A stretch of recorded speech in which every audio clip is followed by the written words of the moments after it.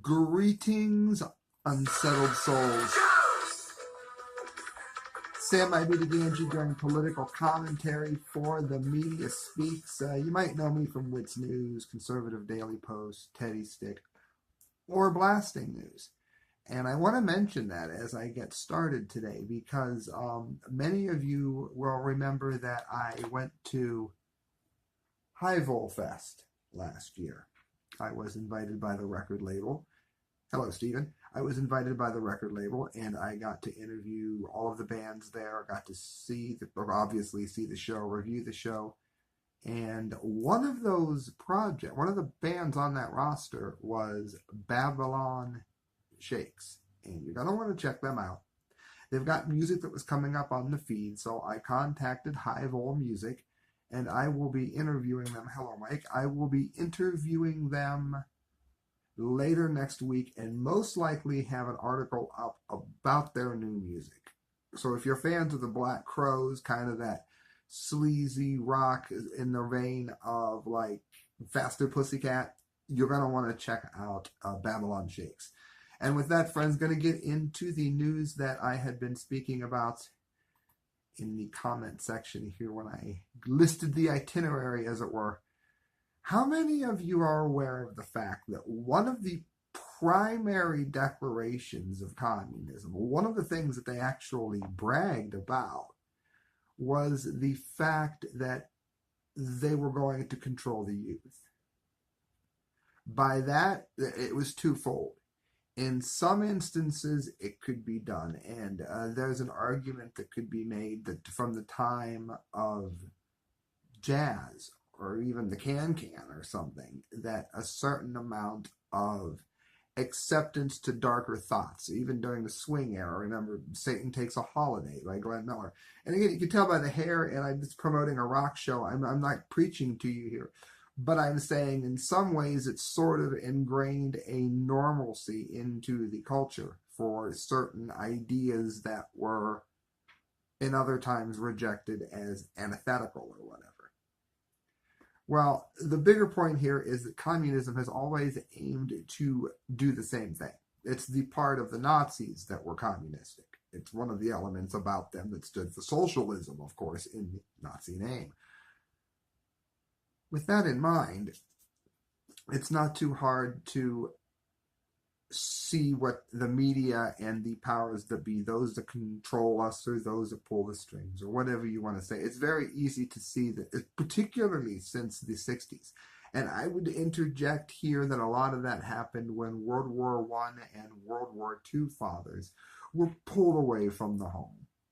And I think that, we talk about today the broken homes and the problems that has created in the culture. I think I'm one of the only ones to point out here that happened not because the family unit fell apart, but because of World War I and World War II, when fathers were called off overseas. That created a little bit of this that we're seeing in terms of the broken homes and the whole country being affected more by the media, particularly as it relates to children.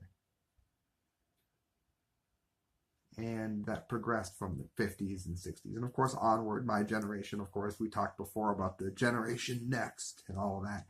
Well, the other thing is that they will silence the youth or colleges or whatever. If they can't get them on board with their agenda, then the goal is to silence them and those who would influence them in other directions, libertarians, conservative, Christians, traditionalists, those people, their very opinions would be silenced.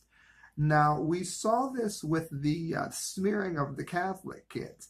The kid was just kind of uncomfortable and smiling, and yet he looked smug. Well, you're not going to necessarily look like you're terrified of this mob. That's the best way to be beaten, by a mob. When Christelle and I went to, that was awesome. When we went to see Trump in Cleveland, we interviewed Black Lives Matter and a whole lot of protesters. And to their credit, one of the people in Black Lives Matter started shouting things at us. And the gentleman that I was speaking to was like, no, no, no, no, no, he's respectful, leave him alone. You know what? That's what we're supposed to see. Well, I would say easily since 2015, 2016, when this happened, it would be 2015, we've seen a worsening of the relationships between the two sides. Well, the youth has been targeted, and those who have supported Trump to some degree have been targeted. That goes without saying. Hello, Patrick. Well, the treatment of the Catholic children, and I hate using the word children. They're not the children. I'm on their side, but really quit with the children BS. These young adults, if you will, teenagers, the smearing of them, there was a precursor to that. And a lot of people hadn't caught it in the news. So I went back and found it. This is from December 24th. I found it on Prison Planet. And for those of you that say, I don't like Alex Jones, he didn't write it. It's campus reform.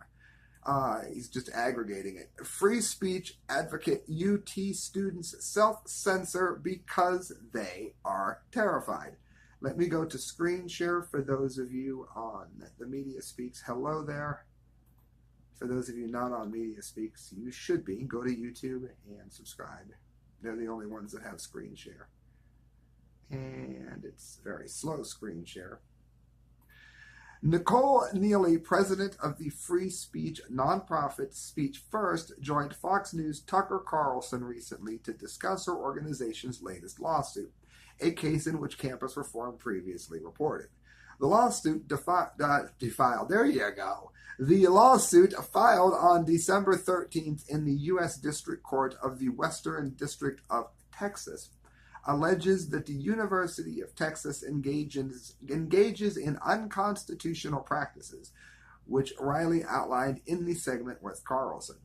We allege that the University of Texas has 4 unconstitutional policies on the books, Neely told Carlson. They have verbal harassment policy, a campus climate response team, a bias response team, as you said, an acceptable use policy, which governs all internet and digital use on campus, another residence hall manual, and all of these policies violate students' First and 14th Amendments because students are terrified to express their opinions. And it goes on in the article to say that much of this was so unbelievably ambiguous that it was difficult to even tell what could get you in trouble and what couldn't. Just speaking out about the global warming issue, for instance, can be considered hateful to the planet and offensive to people. And I know that sounds like pure folly, but we're reaching rapidly here a point where that kind of hurt feelingism is going to be all that is resonating. So can somebody talk about that? I saw an article just the other day while we're on the global warming goat path here. The polar vortex, and they explained how it is there. It's possible for the Arctic air to breach its perimeter and come ever southward. Okay. They said it's been happening since, as long as there's been ice in the north. Then it said, such phenomena are considered to be caused by global warming. I think this was USA Today. Now, correct me if I'm wrong here, but didn't you just say that this, for those of you that don't know or watching in other parts of the world, we are freezing here in Ohio. It was like negative 25 degrees. It was warmer in the Arctic than it was in Chicago, Illinois, the last 24 hours or so. You know, if you're sunshine somewhere and have no idea what I'm talking about. So the polar vortex has washed over most of America. This kind of thing, according to science, has been happening since there's been ice in the north, but it's caused by global warming. So in the past, before a man was driving, of course, we all know about the penguin mobiles. The Batman fans know all about this. The penguin mobiles. And when the penguins would drive the penguin mobiles back in the day, it would also heat the ice caps and cause the polar vortex. Anyway, my bigger point being that little bit of parody I did, is that hate speech? Can that get you thrown out of campus? A campus climate response team. Now, I'm not saying that that's what the team does. I'm simply pointing out that we live in a world now where you have to call a man in a dress a woman.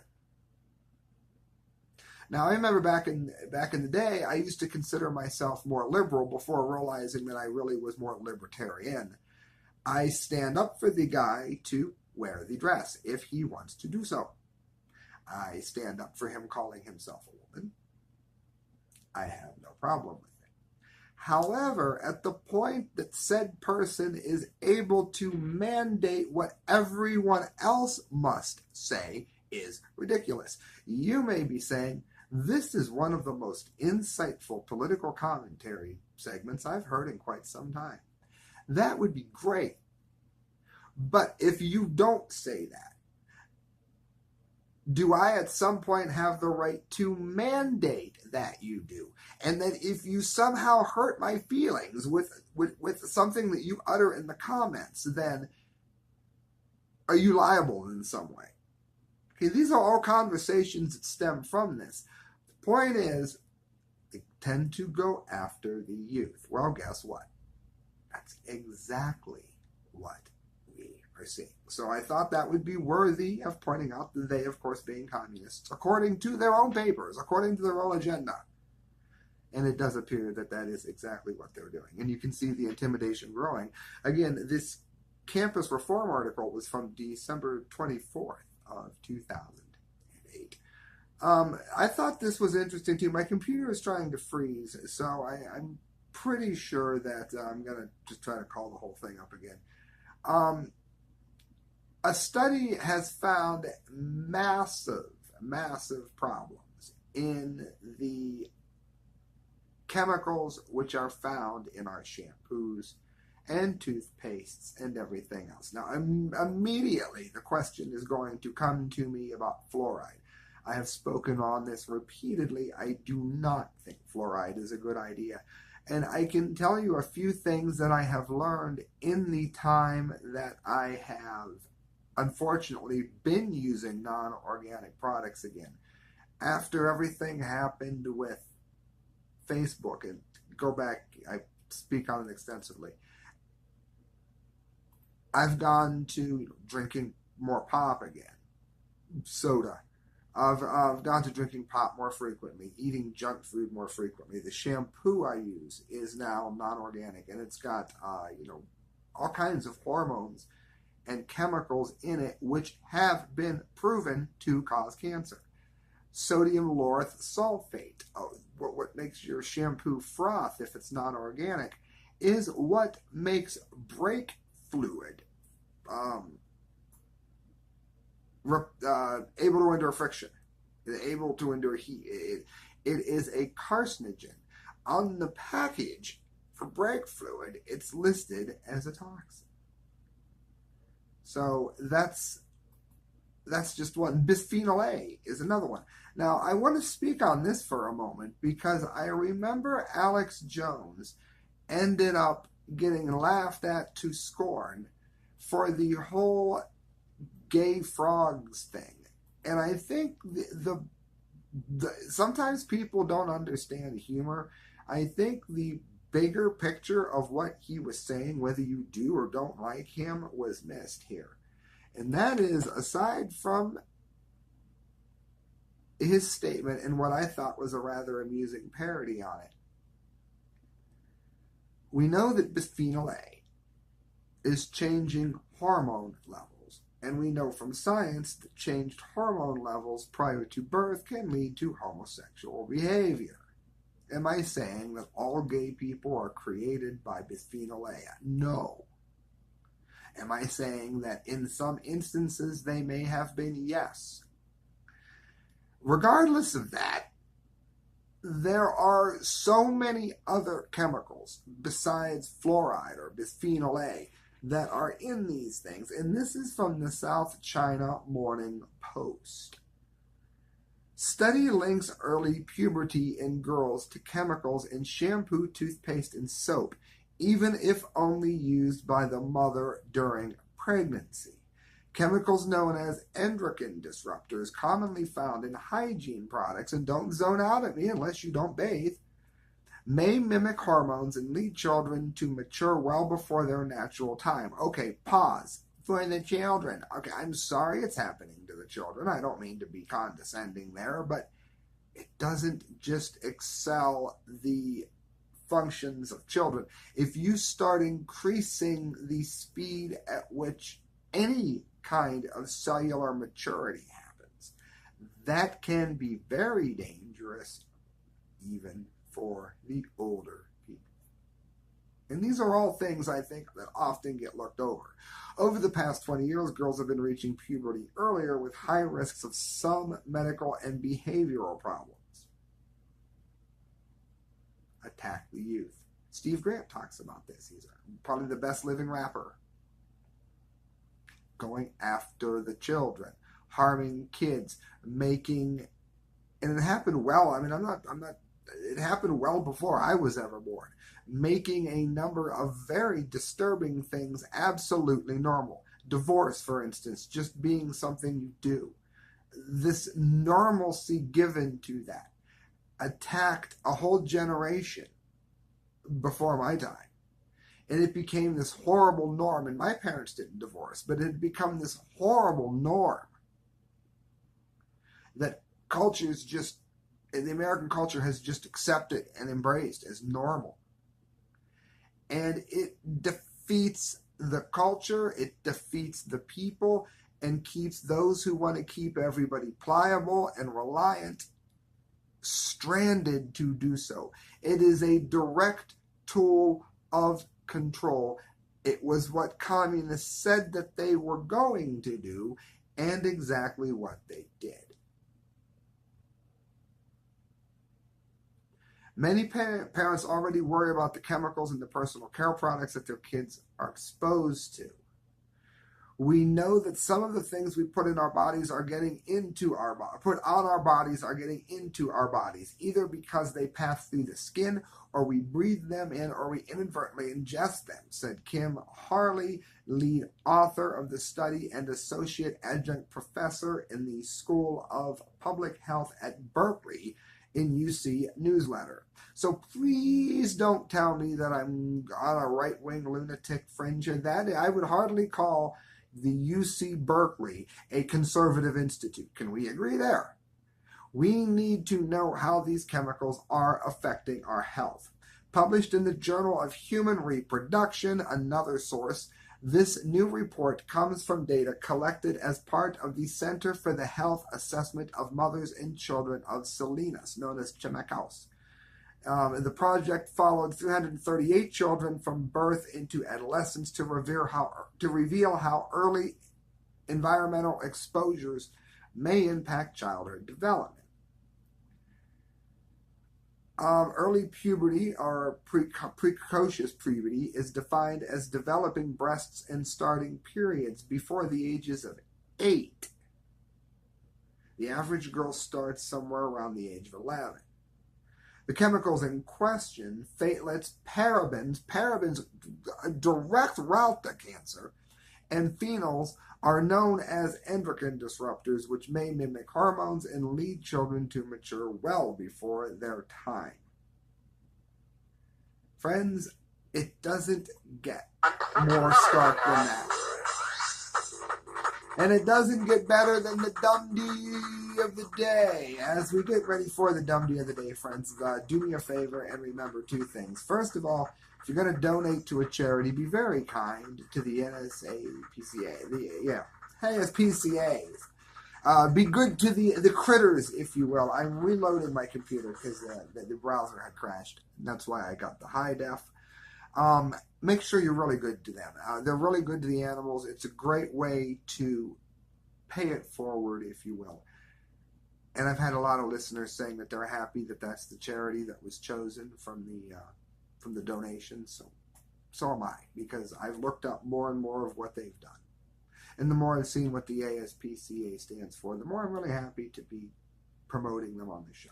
And if you don't know how this happened, please donate to my show, this show, what you're watching, at thecorrectviews@hotmail.com. Donate through PayPal. And I'll be doing another one in the summer. I will promote a charity of your choice from a random listener who has donated. And I'll pick their favorite charity, and I will promote it and pay it forward. All right, friends, the DUMBDEE of the day goes to... Axios wrote this, but that's not who it goes to. More than 1,000 media jobs lost in one day. BuzzFeed, who has printed some of the most inaccurate fake news known to man, are one of the people who have lost their everything, if you will, in this entire mess. That's well known. The odd thing about that is many of these outlets were the ones calling for other media who they did not agree with to lose their jobs. Let that sink in. How does that work? They were clamoring for journalists like me to lose their jobs. And they did it so that they would be able to take the readership. We had millions of people that were reading the Conservative Daily Post and Teddy Stick when I was lucky enough to be one of the people chosen to work there. They were attacked, hoping what? They were going to get our readership? No. Hoping to get readership of any of the other 1,000+ writers that got hosed over? No. They simply went to other outlets. They didn't go to these thieves. So I suggest two things here as we do to the DUMBDEE of the day. It's to all of these writers. And for those of you that don't know what the term learn to code means, when the working class, the manufacturing sector of the U.S. was sold out in the 70s and 80s in what became outsourcing, the controllers of society, if you will, started printing suggestions that said learn to code. In other words, they knew that computers were going to blow up like they did. So, just learn to code. Just change your whole profession. So when all of these hateful people lost their job in the same way that they rooted for everyone else to lose theirs, everyone started writing, hey, just learn to code, which I thought was hilarious. So there's references to that here. I suggest looking up Why They Hate PewDiePie, PEWDIEPIE. That is an amazing video that talks about everything here that just got the DUMBDEE of the day. Everything that has to do with how the smaller media, me and thousands of others, have been insanely attacked for what we do, for the commentary that we give, and the time that we put in, and the articles that we write. So here, and I suggest looking up that video, and here is what I had to say. I put it on Facebook very succinctly, I think, and at the end I left a message for PJ Dub, as I call him, Paul Joseph Watson. Here's what I wrote. So the very same outlets who begged for writers to lose their jobs, of which I was one, are now whining that no one is coming to their pages, even with voices like mine somewhat silenced. Somehow I don't feel too bad for them. I was real news and honest opinion, while they are neither one. This is one of the best commentaries, meaning the Why They Hate PewDiePie video that is linked. This is one of the best commentaries on the topic that I have ever heard. Really, some of the same people, I'm censoring this for the viewers, who shut down our page, stole our advertising dollars, and cost us our jobs, and now they are whining that they are losing their jobs. You cannot make this double standard crap up. Maybe that is the universe trying to repay them for their kindness. How does it feel, eh? Did you think that the mainstream media cared if you were on their side either, I asked them. Not that it matters, because you have no relationship, you have no readership, even with me and those like me not writing full-time for the time being. I never called for any liberal to be shut down, but they begged for thousands of us to lose everything that we earned. Now that we are gone, they still don't have any readers. Why? They suck. That is why. They suck even if they clear the playing field. An empty playing field does not make a good team. Sam. And then I wrote, thank you, Paul Joseph Watson, PJ Dub. I was one of the writers screwed over for no reason in all of this. Our outlet, the Conservative Daily Post / Steady... Our outlet, the Conservative Daily Post Teddy Stick, even got linked from you before. You all remember my drinking while pregnant article was up there. I was very happy with that. Thank you for standing up for the ones like myself who did nothing but top-notch work only to be utterly cheated from that which they / we rightfully earned. God bless you, PJ Dub. P.S. Nice dancing skills, mate. He's dancing in the video. So that, friends, is the DUMBDEE of the day. Of course, the dunce cap of the month coming soon. It won't be too long. How's that? Fukushima will be the next show likely that I do. I might do one other one, maybe, that is dealing with a Mandela effect moment that I think people in the area may find interesting. Before I do that, I'm gonna put this out there before I log off. How many of you have seen or passed a building or something that you know distinctly, and then found a drastic change? Went online, looked up to see when it was changed, and found out it was always that way. I had somebody suggest to me, somebody else who studied this with me, if it's happening on things people noticing, it's probably happening all the time. You should, pay attention. And I'd done so for a couple years and thought, it's in people's head. I've seen little things that maybe were a bit odd or a bit off. About a week and a half ago, I saw a staggering one. I want to know if anybody else has, or if anybody has any interest in that story. If they do, I may do it before the Fukushima show and just make it its own little thing. I don't know. Let me know. Thank you, friends, for listening. Good night, and God bless.